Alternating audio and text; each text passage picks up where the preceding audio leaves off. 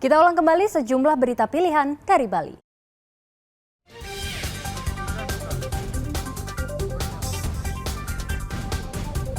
Seorang warga Ukraina menjadi korban penculikan dan penganiayaan oleh geng Rusia.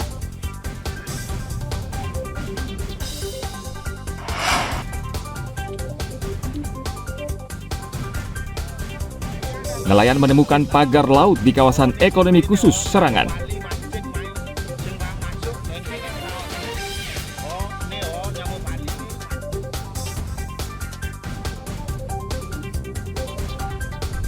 ...22 penyu hijau dilepas ke Teluk Banyuwedang, Kecamatan Grogak, Buleleng.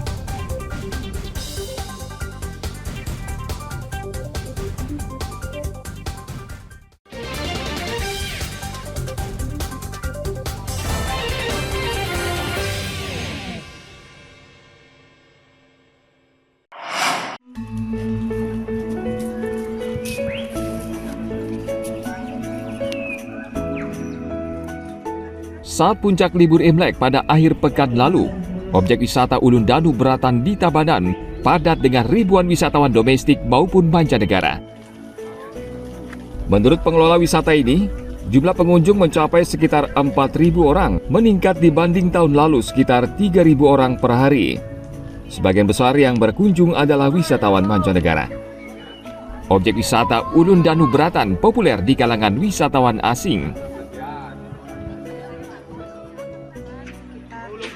3.900 dan dari kunjungan 4.000 di Imlek kemarin itu didominasi oleh wisatawan lokal atau domestik jumlah 2.800 orang dan wisatawan asing itu 1.200, dan harapan kami di libur lebaran nanti mencapai 5.000 pengunjung per hari, yaitu sekitar 10% dari kunjungan Imlek kemarin. Saat ini, objek wisata di Bali berlomba untuk menggait wisatawan. Oleh karena itu, pengelola wisata Ulun Danu Beratan saat libur lebaran nanti akan menargetkan wisatawan hingga 5.000 orang per hari. Daya tarik Ulun Danu Beratan adalah pura yang berada di hamparan danau yang luas, sehingga menawarkan pemandangan indah. Tim Liputan melaporkan dari Kabupaten Tabanan.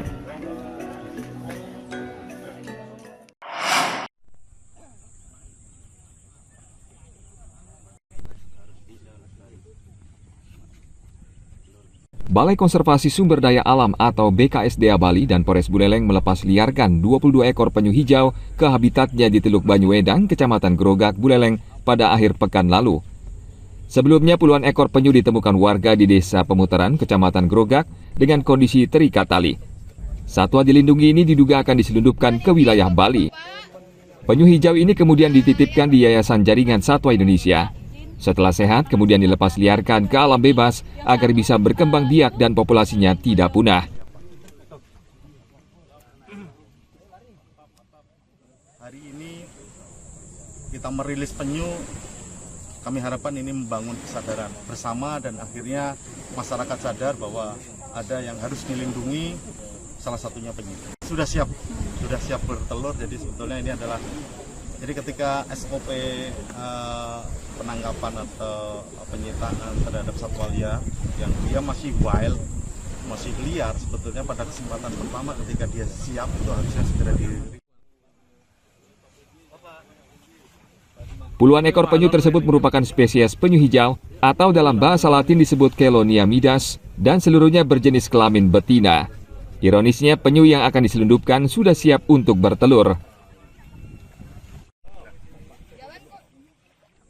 Sekarang ini Polres Buleleng telah melakukan rangkaian penyidikan dan penyelidikan. Kita mengumpulkan alat bukti untuk menggali saksi-saksi dan penyelidikan yang lainnya untuk menemukan tersangkanya. Kita cari siapa pelaku yang kita bisa minta pertanggungjawaban pidana terhadap kejahatan penyelundupan penyu hijau.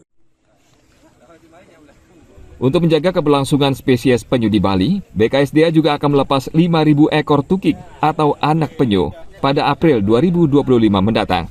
Ribuan tukik tersebut berasal dari 32 penangkaran yang ada di Bali.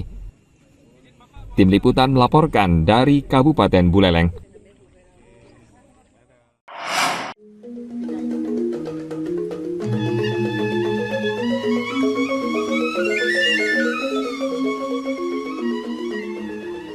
Kuliner lawar pada umumnya menggunakan bahan daging babi, sapi, kambing hingga ayam. Namun di sebuah warung di Desa Sangeh, Abian Semal Badung, lawar dibuat dari nyawan atau lebah madu. Pembuatan lawar nyawan lebih mudah dibandingkan lawar berbahan daging. Sarang lebah madu direbus dengan air mendidih selama beberapa menit hingga terurai. Sarang lebah kemudian dicampur dengan parutan kelapa bakar dan bumbu basa gedap. Dari sarang lebahnya itu, di dalam sarang lebahnya itu, jadi kalau orang Bali bilang tale ya, tale nyawan. Itu kan kita rebus ya, nanti dia akan terurai, jadi bagian dari larvanya namanya. Jadi lebah, anak-anak lebah yang masih bayi, jadi belum ada sayapnya. Jadi di dalam sarangnya itulah dia larvanya itu. Itulah yang proteinnya yang sangat tinggi sekali. Itu kan kalau campuran lawar kan, kalau bumbu lawar kan di Bali kan semua hampir sama ya. Cuma kalau saya karena ini lebah madu ini kan kategorinya serangga, jadi dia tidak terlalu ada bau dari seperti hewan berkaki 4. Jadi dia cukup dengan bumbu suna cekuh aja, kemudian dicampur dengan kelapa yang sudah dibakar lalu diparut, udah diadonin itu. Kemudian saya juga ada pohon itu kan tanaman mica gadang, jadi kalau ditambah diisi dengan mica gadang, sensasinya lebih enak lagi. Saya pengen tahu bagaimana rasanya, namun dilihat dari coba tadi rasanya sedikit agak manis, tapi enak. Hanya saja ini jarang kita temukan di Bali, kecuali memang di pedesaan yang mencari untuk memang khusus dibuat untuk lawar. Kalau yang jualan ini memang jarang ada. Artinya ini salah satu kuliner langka ini ya? Iya, ini termasuk kuliner langka.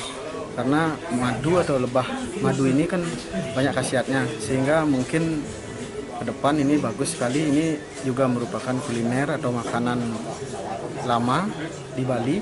Udah dari zaman dulu sebenarnya ada, tapi sekarang kembali dibudidayakan.